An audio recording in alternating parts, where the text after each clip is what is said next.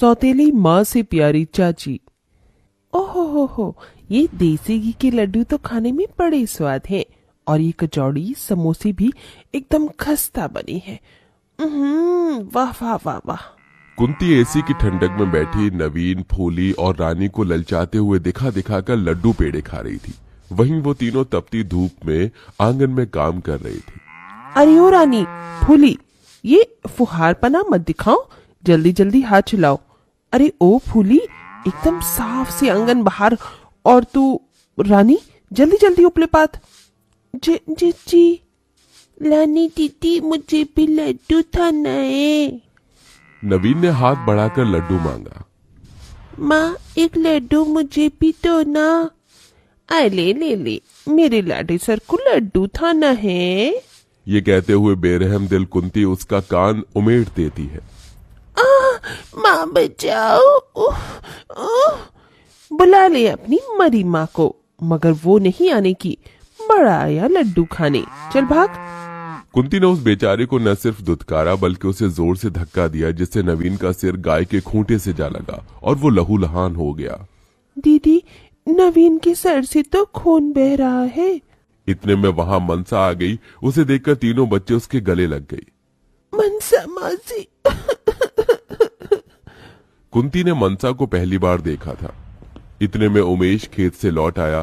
कुंती तीनों बच्चों को छोड़ अंदर चली गई। रोते मन से मनसा ने कहा, उमेशी, क्या है ये सब? मेरी सहेली गंगा कहाँ है? जवाब दीजिए मुझे। उमेश मनसा को बीती बातें बताने लगा। देख गंगा, इस बार मुझे बेटा ही चाहिए। पहले ही इन दोनों मनहूसों को मेरी छाती पर मर दिया है। अगर इस बार भी बेटी पैदा हुई तो उसे खौलते दूध में डाल दूंगा। गंगा की शादी कुछ साल पहले ब्रिज से हुई थी, जिससे उसे दो बेटियां फूली और रानी थी। दोनों बच्चे जल्दी होने की वजह से गंगा का शरीर एकदम कमजोर हो गया था, मगर ब्रिज की जिद से वो तीसरी बार गर्भवती है। वो दिन रात भगवान के आगे यही विनती करती कि उसे बेटी ना हो, और उसने तीसरी बार एक बेटे को जन्म दिया। रानी, फूली, तुम दोनों को अपने भाई का ध्यान रखना है। ये कहकर गंगा ने अपने जन्मे बेटे को गोद में उठाकर कहा, मेरे लाल, मुझे माफ कर देना। मैं तुझे अपना दूध भी नहीं पिला सकती। मेरी उम्र तुझे लग जाए। जियो मेरे लाल।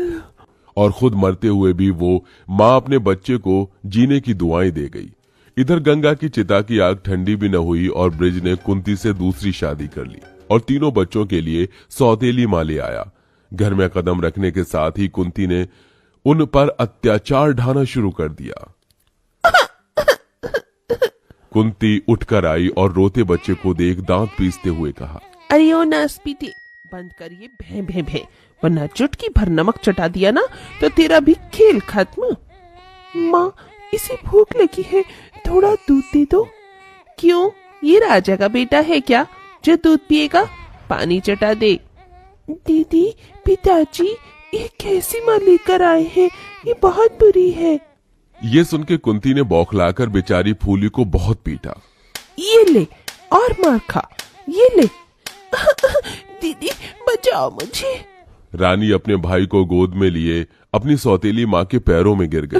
माँ, छोड़ दो मेरी बहन को, उससे गलती हो गई। निकल गई हेकड़ी।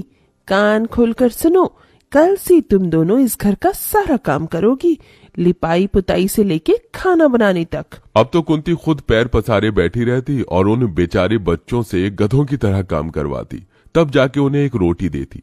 उन्हें न भरपेट खाना मिलता, न कपड़े, न माँ की ममता। उन बेचारे बच्चों का जीवन उनकी सौतेली माँ के चलते किसी नर्क से कम नहीं था। 4-5 साल बीत गए, न नवीन को भरपूर खाना मिला, न समय से टीकाकरण हुआ, जिससे उसके पांव अब पोलियो से ग्रसित हैं। मगर अभी सौतेली माँ का अत्याचार फूली, नवीन और रानी सह रहे हैं। सौतेली माँ कुंती के किए गए अत्याचारों को जानकर मनसा का मन चीख चीख कर रो पड़ा।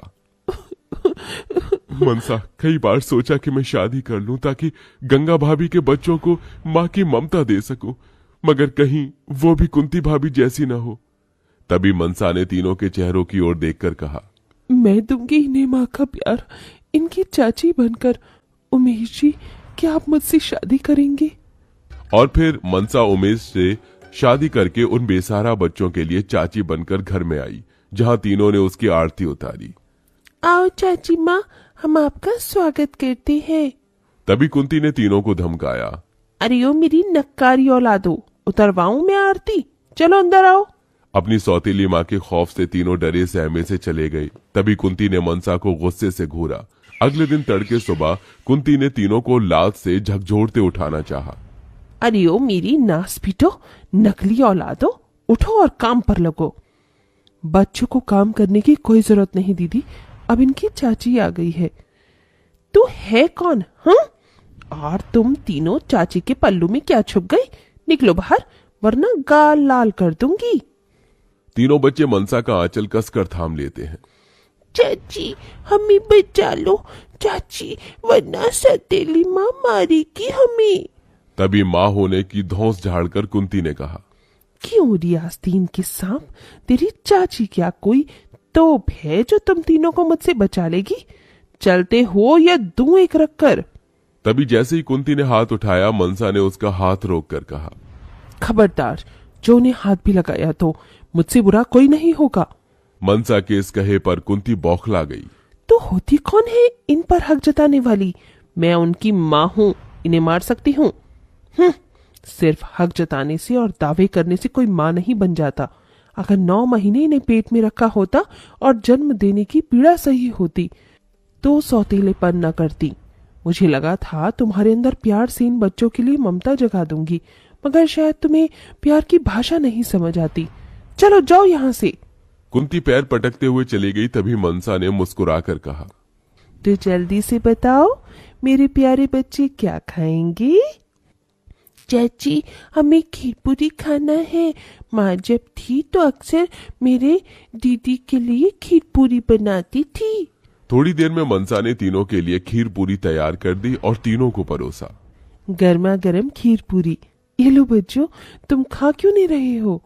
तभी रोते हुए मनसा को देखकर रानी ने कहा, चाची न जाने क्यों आप में माँ दिखती है।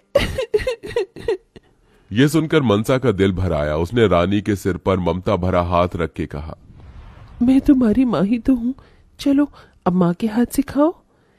बस चाची अब पेट भर गया। तीनों को खुश देखकर उमेश ने कहा, मनसा तुम्हारे आ जाने से इन बच्चों का बचपन फिर से लौट आया है, शुक्रिया तुम्हारा। उमेश जी, क्या ये बच्चे मेरे नहीं?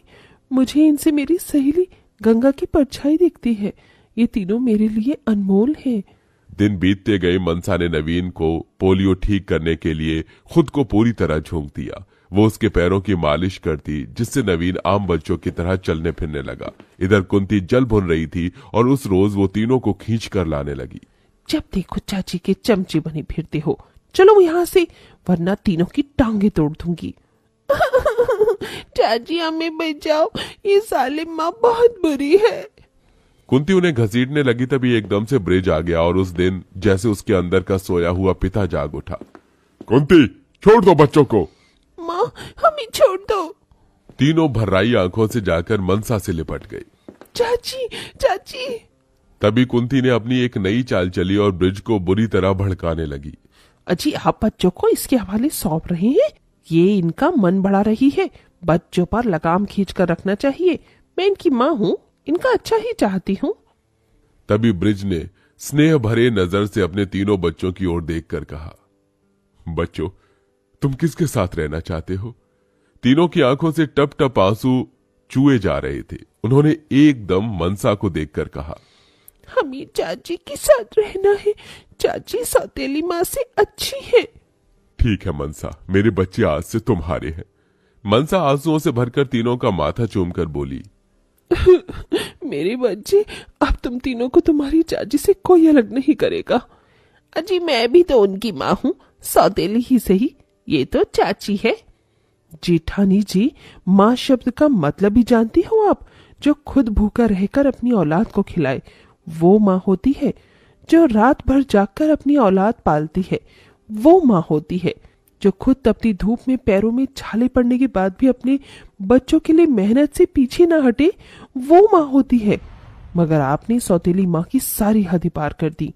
इन मासूम बच्चों को भूखा रखा, इन्हें मारा पीटा, अत्याचार किया। माँ शब्द आपके मुंह से भी गाली जैसा लगता है, शायद इसीलिए आज तक भी आपकी गोद भगवान ने भरी नहीं। मनसा के दिए जवाब ने कुंती को सच का आईना दिखा दिया। मुझे माफ कर दो बच्चों, मैं सचमुच माँ कहलाने की काबिल नहीं हूँ, मगर आज माँ का अर्थ तो जान पाई हूँ। तीनों ने कुंती को माफ तो कर दिया, मगर उनके दिल में मनसा की जगह कुंती कभी नहीं ले सकी।